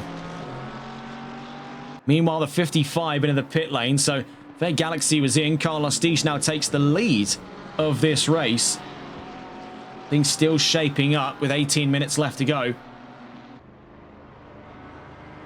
We see here, emerging from behind, the fight between Wolford and Jenkins as they look to go side by side down through the Kleiner chicane. The 113 stays out in front with the number 6 still fighting, but here comes the number 696. Ian Skeen makes this threes company going around the outside. Taylor Wolford on a lightning move here in towards turn 7. The 113 holds up and around the outside, is back to the inside, muscles out the number 6. The 696 joins the fray. The Mercedes now emerging in between the pair as this now is downgraded from Wolford to the fight of 12th, away from Ian Skeen. Behind them as well, Jason Didona only a second away, just obscured there by the rear wing. Looking up the inside, if I'm not mistaken there, from the way he was posturing, that number 6 was very, very close indeed to fighting Skeen through Boulderberg-Haarspelbocht. Meanwhile, up the order there, I believe that's JM Quito coming into the pit lane in the number 26. We see up in front, things getting very close between Jenkins and Skeen side by side there. You can see the difference those new tyres have made for Ian Skeen. Meanwhile, this fight now upgrades once again for these two, now up into the scope of 9th. Taylor Wolford is not letting go of this fight with Kyle Jenkins, not until the very bitter end of it all. In through turn 2, now to turn 3. Still looking up the inside. I think he's got the line for it in towards Lucien Bianchi-Bocht. It could end ugly between these two. Out through turn 4 behind them. Jason Didona hunting them down in the number 24 Nissan. Meanwhile, the number 17 trouble down at the Terlemann-Bocht. That's for the number 70 and the 17, Zach Hesp and Brooklyn Donkin. Meanwhile, we see here side-by-side action goes sour between the 113 and the number 6, inviting the number 24 now in between the pair of them as we head down to the scene of the crime. Yellow flags out in front of them. An area of danger to be considered. The 24 just descends upon Taylor Wolford. And that shocked him as much as it shocked us there. Jason Didona taking absolutely no regard here for his fellow drivers. If you're in the way, that is his way, the way that he looks at there. If you're in the way, that's all you are. In the way. Not another driver, an obstacle for that Nissan. That was absolutely brutal. No prisoner there for the 24. Hard but fair.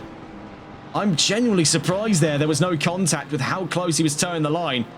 Now number 24 is locked in on levels we cannot fathom. Same is the story then for the 696 in front. Having recently just passed up the 61. on its way out through turn 1 and 2. Still on board then with Taylor Wolford, but it looks like his fight for 9th place is going to be one that's short-lived as that Nissan continues to make ground up ahead. Speaking of the Nissan, here's Jason Dodonna, who made that fantastic move through the middle sector. No regard for his own safety there. That was like the wing and a prayer move. I imagine, though, there is definitely method to the madness in that 24. Meanwhile, trouble for Van Velzen. The 314 in trouble down at turn 7. Things potentially having gone from bad to worse here. We see Ivan Sanchez challenging for 19th of a Cas Van Velzen. And after today's round, those drop points will be introduced. So for a lot of these drivers, this couldn't come soon enough. At the current scope of it, Sam Angel and Ben Meredith, these two drivers who we saw not long ago were fighting for, I believe it was 11th place, now find themselves at the very bitter end in the final quarter hour, now fighting over the lead, still neither of them relinquishing to the pit lanes. Set in their ways here to see this one until one driver yields. They could very well take this all the way to the checkered flag on these current conditions, albeit that would be to a sizable penalty. Down towards turn 7, something has got to give. Meanwhile, we see there the 67 up in front being passed up by that of Josh Welbelov, and the number 54 being lapped by the 54.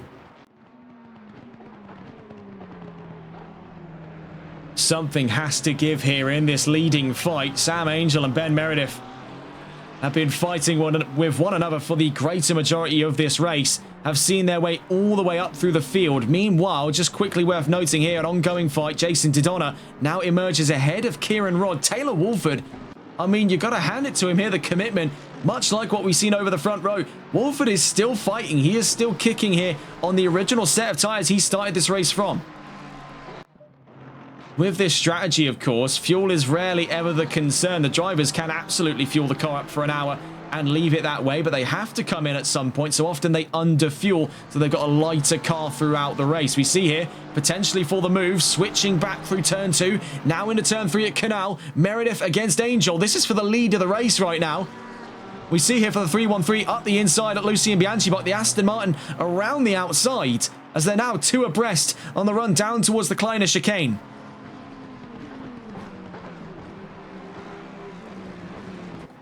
Meredith to the outside, Angel to the inside at turn 5. They try to take things 2 abreast, but filter back in to single file.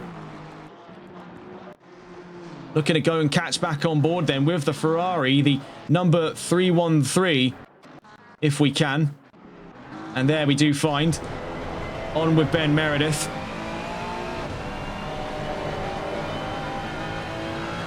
.5 minutes left to go in this race, mind you. And it has been an absolute blast here in Zolder. Neither of them having suggested a pit lane run just yet. Neither of them willing to be the first to do so.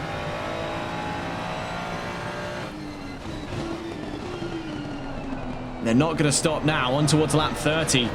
Still on the same stint. With a less than ideal exit out of turn 10, it brings a bit of an early halt there to his fight of the race lead, but he's still well within his chances to reignite that a little later down the road here.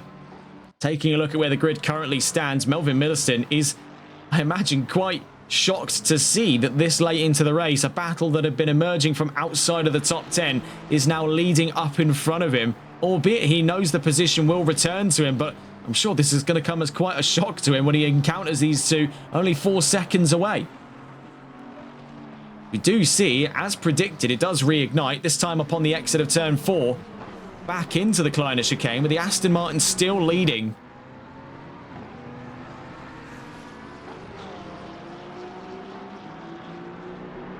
TSRC Esports, Euro Titans, and soon to be joining them there, it's going to be Velocity Racing, caught up in this very bizarre scope of the podium. 11 minutes left to go.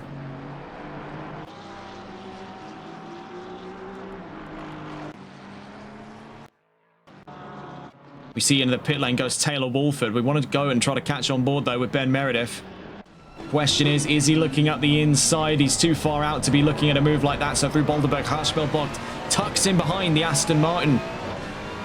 Meanwhile, you can see they're just emerging out of turn 9. That's Melvin Milliston in the number 1. So for these drivers, we see there, in goes the 719. The 313 stays out in towards turn 10. Now forlorn of his long-time rival on this grid. Meanwhile, we did see trouble out through Butte Curve for the 55. Fake Galaxy was in trouble for but a moment there. Taking a look at the grid at the moment, we're about to see Melvin Milliston fight with Ben Meredith for the race lead, albeit with Meredith still yet having to serve his pit lane run. Behind them, Sam Angel in the pit, Alan Alexander moving up to the podium then, not too long from now. Behind him was his lapped teammate then, the 314 of Cas van Veltzen down in 18th. Carlos Diesch currently 5th, soon to be 4th. Ian Skeen, soon to be 5th, currently 6th. Fake Galaxy had a spot above her, and that drops him now behind Skeen and into the iron sights of Jason Didonna. We've seen carve his way through the field here with reckless abandon. If there is a gap that exists, whether it be, you know, motorcycle width or car width, he is going for it.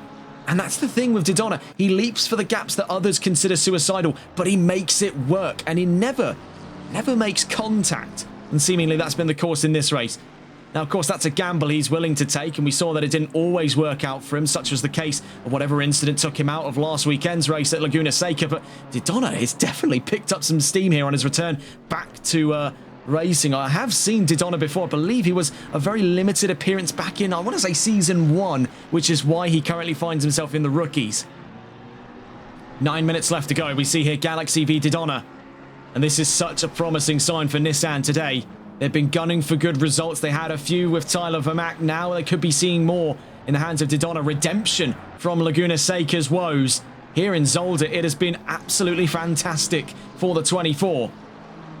And as we see it there, the rain has subsided. So the worst of the weather is now gone from this track. 8.5 minutes to go. The chances of potentially going back onto the dries, I'd say, are a little too far away. Track conditions are damp. We'll wait to see, though, what is the call from the grid.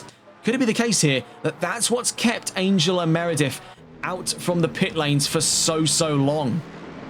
We see for Van Veltzen, he's back into the pits at this time. Has it been the case that he's coming onto the dry tyres to potentially steal away the fastest lap off of Melvin Milliston to deny his potential championship rival to be any more points? Speaking of Milliston, we are starting to see here a bit of a wobble from the number 1 as he navigates through traffic. Here in front of him, Gioette Boris and Josh Welbelov. Milliston now back into the lead of this race.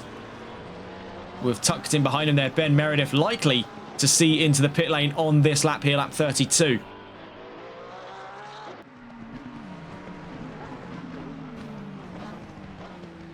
And there we do see it at long last. Then goes the 313. There is still one last piece to fall in to the puzzle here. That's the 113. Kyle Jenkins with 5-Star Esports. He's held out the longest of any driver on today's grid. With 7 minutes left to go, still no appearance to the pit lane. In terms of nearby fights, we'll soon to be catching on board with Jason Didonna. This is looking to be a very exciting one between himself and Fake Galaxy. Meanwhile, we also see here, just working his way around, the number 6, the number 315, now set to move up to second place, but not without some difficulty here. Taylor Walford still putting on a great fight, albeit this isn't for position. This is, I think, just off of principle alone. He wants to fight with Alan Alexander. You can see up through to turn 2, now to turn 3. We'll catch on with these two a little later on. We do want to get on board, though, with Jason Didonna versus Fake Galaxy. Ben Meredith into the pit lane. That promotes these two to the fight of the last of the top 5 positions. We're on board then with the Nissan, who has stolen away the performance in the last couple of laps here. It has been quite remarkable from Didonna. We saw him carve his way up through the top 10, and now he stands upon the chances of top 5 chances in today's race. A lot of major talking points on this grid. 6 minutes left to go. Getting a look at the grid at this time. Some major talking points as well. Of course, Galaxy and Diesch on their first ever race. Both of them currently in that top 5, though that could be debated here from Dodonna's point of view in the next 5.5 minutes. Also worth pointing out, Ian Skeen started from the back of the field, qualified 7th, mind you, then suffered a disconnect. Started from 20, I think it was actually 29th on the field, and is now 4th. That is a current aggregate of 25 positions. That may very well be the most amount of positions gained of any driver in the history of the NLRL Sunday League. Now, I don't say that with 100% conviction, but I will investigate this, and I'll have the notes for that for round 4 in Bathurst, because I think what we have just seen off of Ian Skeen, while not a race win that he'd hoped to have seen had he started in 7th, is absolutely becoming of history material. In the time since, we see here for Dodonna v Galaxy, that fight of 5th starting to bleed away as the McLaren gains some steam here over the Nissan. That is not to take away from what has been a spectacular drive by Jason Dodonna. That is the kind of results he was gunning for last round. In Seika, ripped away from his hands there in round 2. It's redemption for the American here in round 3. 4.5 minutes to the checkered flag. It could still get better, so we'll wait to see how that progresses. Looking on here with the 696, an easy vote for driver of the day. Very little consideration had to go into that decision making. This has been an unparalleled performance by Skeen. I beg to wonder what would it have been like had he started in 7th place. Of course, we saw him prophesized for pole position. That failed to materialize in qualifying today. I do have it in the back of my mind here. We could have seen, had he started 7th as originally predicted, we could very well have seen in today's race the scope of his 2nd career victory. We see in the meantime trouble for the 85, Tyler Vermack in trouble as we make our way round turn 10. The 545 of Carlos Disch gunning from behind. Changeable weather conditions here in Zolder have provided us with some fantastic racing here in round 3 of the championship, and what has been an absolute riot here in Zolder. We've seen the time since the fake Galaxy has started reeling in Ian Skeen at a fast rate of knots here. Now having taken the fastest lap of this race, he's currently tucked up behind what appears to be the 113 there of Kyle Jenkins, caught between the current scope of 4th and 5th on this grid. 3 minutes left to go. Melvin Milliston only a few laps away from a career extending, or a record extending I should say, 18th race win in his career on the Sunday League. We've been calling him the Super Swede for some time, but now it seems he's gained the respect of his rivals, with Cas van Veltzen calling him the Super Scandinavian. His way to the line here. 2 more laps left to go then for Melvin Milliston here in today's race. 2.5 minutes before the checkered flag possibly soon to greet him. It's worth pointing out as well, Alan Alexander has had a brilliant drive in today's session as well. Looking at his chances here of a podium, his first podium of the season. That'll put him on the success ballast registry. So he will be a victim of his own successes, but he can revel in what has been a brilliant performance. We had it in the back of our minds as well. Porsche were on ground to make a great performance out of today's conditions, and that they certainly have. You see there, I believe that's Sam Greaves letting him through down at turn 2, Störenwacht. Now through Canal. Looking at the current scope of the grid as we drop into the last couple of minutes of racing. We're on board here with the fight between Skeen and Galaxy. We'll see things from the defending point of view. Currently in the defence of 4th place as we see Galaxy looking potentially up the inside of Lucy and Bianchi box. Milliston leads ahead of Alexander. Disch in 3rd with the fastest lap. Skeen here looking vulnerable in his fight of 4th. Now, even if he falls down to 5th, he has still made up a monstrous number of positions, but he is not going down without a very good fight here. Through to turn 5 we go. From behind them, we see is the 113 on track, but then further down the line, we also see Jason Dodonna, 6th place on this grid for Nissan. Kieran Rodd in 7th, Sam Angel in 8th, Ben Meredith 9th, and Michael Harris into the top 10 for Team FBR Lexus. Josh Wellbeloved in 11th place. Michael Johnson in 12th. Taylor Wolford 13th. JM Keto 14th. Sam Greaves in 15th. Tyler Vermack in 16th. Kyle Jenkins in 17th, Ivan Sanchez 18th, Brooklyn Donkin in 19th, and Dylan Herbert into 20th. Cass Van Veltzen down to 21st, Ben Cheeseman 22nd, Gioet Boris 23rd. As we see there, trouble down at turn 8 for Skeen as the track starts to dry up properly right in the trailing end of today's race. Onto that last lap we go for these two, now having dropped to 5th. Goes Ian Skeen as Fake Galaxy emerges up and ahead. He's still fought valiantly in today's race. It's going to be a run to the line here for him to make sure that Didona does not catch him for the top 5. This could be serious ramifications for Nissan if they can intercept Mercedes right in the trailing lap of today's race. It's all on the line here for the 24. He's got the green light to pursue that AMG up in front. Out through turn 2 he goes. So further down the line, 21st for Van Veltzen, Cheeseman 22nd, Boris 23rd, Hunt 24th, Belder looks to be then a soft DNF from 25th on the field. So not far from the line then we see with Melvin Milliston upon the exit of Boulderberg Harshbildbocht heading out through turn 9 onto the run into turn 10. What left is there to say of the performance he's towed to the line today here in another sensational outing for Melvin Milliston, crossing down out of turn 10, down towards the line. The checkered flag waits to see his arrival. A record-extending 18th race win for Melvin Milliston. He wins in Zolder. Alan Alexander hunting the line there. We see trouble for Sam Greaves on his way out of Terlemenbocht down towards Boulderberg Harshbildbocht. We see here with Alan Alexander making his way to the line in the 315. A sensational performance by Porsche today as they run to the line. Not too far away from them there. The 545 on debut. Carlos Disch to 3rd.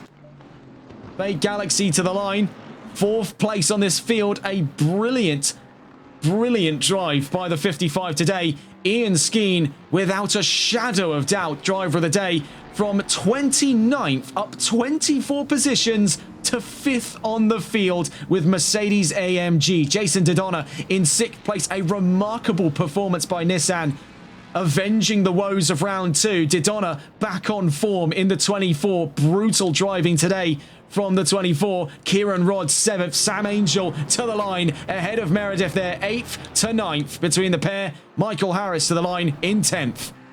In terms of that rookie's win, when they get categorized, that will be for Carlos Disch on debut. Otherwise, that currently fits the liking there of Jason Didona. So he could very well find himself on this round alone as a division winner in the rookies. We'll see how it gets categorized, as technically as it stands, Galaxy and Disch are reserves, but they will be categorized once they are fully catalogued as rookies. So that leaves a bit of a grey zone there to be investigated. Nonetheless, that does not take away from what brilliant drives both parties have had in today's race. Melvin Milliston continues to open the taps over what has been extension of an even larger record, up to now 18 race wins.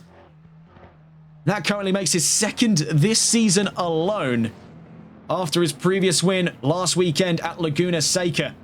A broadly different ending to the race then, but it has been glory all round here in wild conditions in Zolder. What a race. Back onto the swing of things here in the Sunday League after troubles with server connections last weekend left us with a bit of a spotty feeling heading out of last week. We're back into the proper swing of things here at round 3, and what a way to get back into it all. A brilliant result then from all drivers today. Unmistakable racing here in this season. Some of the best we've seen in the last 46 races of the Sunday League, with today being number 46. What a show we've had then here in Zolder. Looking at where we'll be next, heading to the land down under on the 1st of March. Bathurst makes the first double sprint round of the championship at round 4. Do hope to see you there. It is going to be absolute bedlam, just as it was today here in Zolder, as we pick up on one of the most dangerous circuits on ACC for 2 30-minute races. Do look forward to that one. Until then, that's all from us here on TRTN. Have a wonderful rest of your evening. Take care and good night.